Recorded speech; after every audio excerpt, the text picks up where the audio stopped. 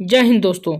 Exam cracking study centre के माध्यम से मैं आपको आज मानचित्र पर खींचे जाने वाली काल्पनिक रेखाओं के बारे में ट्रिक एवं नॉर्मल दोनों ही तरीके से बताऊंगा।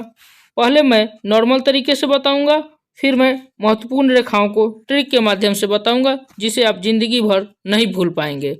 सबसे पहले आइसोटेक और आइसोकाइनेटिक रेखा। पवन या हवा की समान गति वाले स्थानों को मिलाने वाली रेखाओं को आइसोटेक और आइसोकाइनेटिक अथवा समवाह गति रेखा कहते हैं। आइसोपाइकनिक लाइंस। समान जनसंख्या घनत्व वाले स्थानों को मिलाने वाली रेखाओं को आइसोपाइकनिक लाइन या समान जन घनत्व रेखा कहते हैं। आइसोब्रांट। एक समान समय पर तूफान आने वाले स्थानों को मिलाने वाली रेखाओं को आइसोब्रांट लाइन कहते हैं। आइसोथर्म, जैसा ही नाम से स्पष्ट है, समताप रेखा। समान तापमान वाले स्थानों को जोड़ने वाली रेखाओं को आइसोथर्म यानी समताप रेखा कहते हैं। आइसोबार्स, समदाब रेखा। समान वायु दाब वाले स्थानों को जोड़ने वाली रेखाओं को आइसोबार्स यानी समदाब रेखा कहते हैं। आइसोहेलिन, समलवण रेखा। महासागर के समान लवणता वाले स्थानों को मिलाने वाली रेखाओं को आइसोहेलिन यानी समलवण रेखा कहते हैं। दोस्तों, एग्जाम में हिंदी में नहीं पूछेगा आइसोहेलिन लाइन क्या है, आइसोबार्स लाइन क्या है, आइसोबाथ लाइन क्या है। तो इसके इंग्लिश वर्ड आपने याद रखने हैं, वो ज़्यादा महत्वपूर्ण है। चलते हैं अब आगे। आइसोबाथ, समगहरी रेखा। समान गहराई वाले समुद्र स्थलों को जोड़ने वाली रेखाओं को आइसोबाथ यानी समगहरी रेखा कहते हैं। आपने आइसोबाथ याद रखना है, समगहरी, समान गहराई, आइसोबाथ। आइसोहाइट्स, हाइट्स की बात कर रहे हैं। समान वर्षा वाले स्थानों को जोड़ने वाली रेखाओं को आइसोहाइट्स यानी समवर्षा दर्शक रेखा कहते हैं। आपने आइसोहाइट्स याद रखना, समान वर्षा वाले स्थान। चलते आगे। आइसोहाइप्स, पहले हम हाइट की बात कर रहे थे, अभी आइसोहाइप्स, हाइप्स लाइन और कंटूर रेखा किसे कहते हैं। समान ऊंचाई वाले बिंदुओं को मिलाने वाली रेखाओं को आइसोहाइप्स या कंटूर लाइन यानी समोच्च रेखा कहते हैं। आइसोप्लिथ या आइसोग्राम, सम्मान रेखा। वह रेखा जो मानचित्र की उन रेखाओं को मिलाए जहां किसी निश्चित तत्व का मान बराबर हो। निश्चित तत्व का मान बराबर कराने वाली रेखा को आइसोप्लिथ या आइसोग्राम कहते हैं यानी सम्मान रेखा कहते हैं। आइसोहेल, समधूप रेखा। धूप के समान अवधि वाले स्थानों को जोड़ने वाली रेखाओं को आइसोहेल कहते हैं। आइसोहेल लाइन, समधूप रेखा। धूप से संबंध किसका है? आइसोहेल का। आइसोनिफ, निफ याद रखिएगा दोस्तों। समान हिमपात वाले स्थानों को मिलाने वाले रेखाओं को आइसोनिफ लाइन कहते हैं। आइसोसिस्मल, भूकंपीय तीव्रता की समानता वाले स्थानों को मापने वाले लाइन को आइसोसिस्मल लाइन कहते हैं। सिस्मोग्राफी से हम भूकंपीय तीव्रता नापते हैं, तो यहाँ आइसोसिस्मल है, सिस्मल वर्ड आ गया इसलिए आपने याद रखना है। आइसोसिस्मल से भूकंपीय तीव्रता नापते हैं। उसी तरह से होमोसिस्मल है, एक ही समय में आने वाले भूकंप वाले स्थान को मिलाने वाली रेखाओं को होमोसिस्मल लाइन कहते हैं। आइसोग्लॉस या हिट्रोग्लॉस, किसी प्रदेश में समान भाषा वाले स्थानों को वर्गीकृत यानी जोड़ने वाली रेखाओं को आइसोग्लॉस या हिट्रोग्लॉस कहते हैं। अब बात करते हैं आइसोनेफ। पहले हम आइसोनिफ कह रहे थे, समान हिमपात वाले स्थान, अभी आइसोनेफ आ गया। समान मेघाच्छन्नता वाले स्थान को मिलाने वाली रेखाओं को आइसोनेफ कहते हैं। दोनों में थोड़ा अंतर है। आइसोनिफ समान हिमपात, आइसोनेफ समान मेघाच्छन्नता। अब हम बात करते हैं आइसोगोनल लाइन की। समान चुंबकीय झुकाव वाले स्थानों को मिलाने वाली रेखाओं को आइसोगोनल लाइन कहते हैं। चुंबकीय झुकाव, आइसोगोनल लाइन। कॉसेस्मल लाइन, एक ही समय पर कंपन करने वाले स्थानों को मिलाने वाली रेखाओं को कॉसेस्मल लाइन कहते हैं। आइसोनिफ पहले भी बता चुके हैं, समान हिमपात वाले स्थानों को मिलाने वाली रेखाओं को आइसोनिफ लाइन कहते हैं। समदिक्पाती रेखाएं, पृथ्वी के चुंबकीय क्षेत्र के क्षैतिज घटक के समान मान वाले स्थानों को जोड़ने वाली रेखाओं को समदिक्पाती रेखाएं कहते हैं। समदिक्पाती रेखाएं फिर से सुने, पृथ्वी के चुंबकीय क्षेत्र के क्षैतिज घटक के समान मान वाले स्थानों को जोड़ने वाली रेखाओं को समदिक्पाती रेखाएं कहते हैं। अब हम बात करते हैं आइसोगोनल लाइन की। समान चुंबकीय झुकाव वाले स्थानों को मिलाने वाली रेखाओं को आइसोगोनल लाइन कहते हैं। चुंबकीय झुकाव, आइसोगोनल लाइन।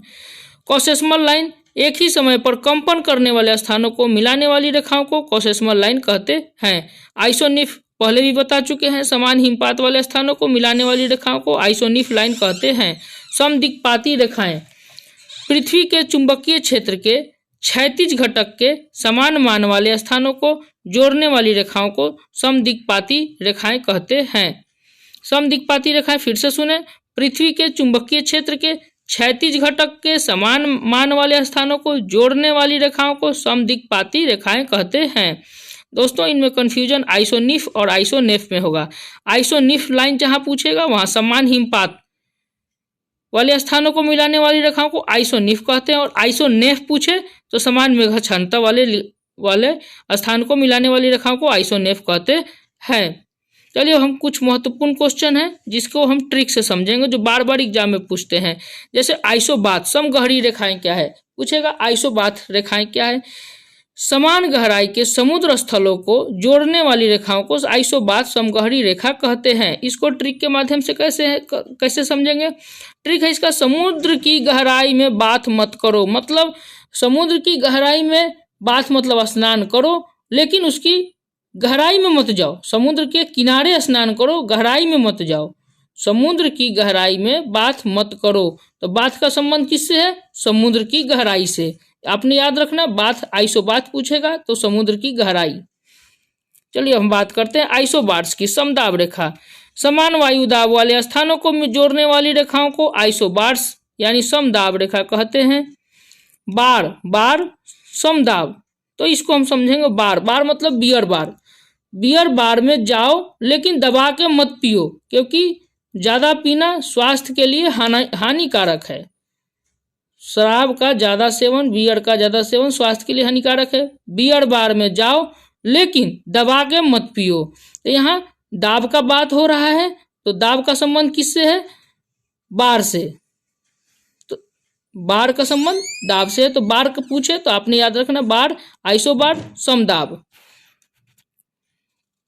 आइसोथर्म समताप रेखाएं क्या है। जैसा कि दोस्तों आपको नाम से ही स्पष्ट है, थर्म मतलब थर्मामीटर। थर्मामीटर का संबंध किससे, तापमान से। तो समान तापमान वाले स्थानों को जोड़ने वाली रेखाओं को आइसोथर्म यानी समताप रेखा कहते हैं। तो थर्म आ गया तो थर्मामीटर से तापमान नापते हैं, तो ताप का संबंध किससे है, आइसोथर्म से। आइसोथर्म मतलब समताप रेखा। आइसोहाइट्स, हाइट आप समान वर्षा वाले स्थान को जोड़ने वाली रेखाओं को आइसोहाइट्स यानी समवर्षा रेखा कहते हैं। हाइट, तो दोस्तों इसका ट्रिक है, वर्षा जो होती है कहाँ से होती है, बहुत हाइट से होती है। इतना हाइट कि हमें दिखाई नहीं देता कि वर्षा आ कहाँ से रहा है। तो हाइट का संबंध किससे है, हाइट का संबंध वर्षा से है। वर्षा इतने हाइट से आती है कि हमें दिखाई नहीं देती है। तो आइसोहाइट्स पूछे तो हाइट आपने याद रखना, वर्षा का संबंध हाइट से है। समवर्षा रेखा हाइट, आइसोहाइट्स। चलिए आगे चलते हैं। आइसोहाइप्स या कंटूर रेखा, समोच्च रेखा है। अब यहाँ पे हाइप्स लिखा हुआ, हाइप्स, हाई मतलब ऊंचा। हाई मतलब क्या होता है, ऊंचा।